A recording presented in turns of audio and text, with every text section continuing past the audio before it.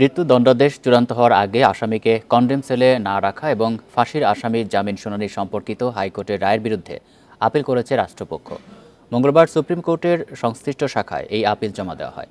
বিষয়টি নিশ্চিত করে attorney general AM Amin Uddin জানান, আপিল বিভাগের চেম্বার জজের আদালতে বুধবার বিষয়টির শুনানি হবে। এর আগে মৃত্যুদণ্ডাদেশ চূড়ান্ত হওয়ার আগে আসামিকে কনডেম সেলে রাখা যাবে না বলে সোমবার একটি রিট মামলার চূড়ান্ত শুনানি শেষে রায় দেয় হাইকোর্ট। ওইদিন attorney general AM Amin Uddin এই বিষয়ে আপিলের ব্যাপারে সরকারের সঙ্গে আলোচনা করে পরবর্তী পদক্ষেপ নেওয়ার কথা জানান।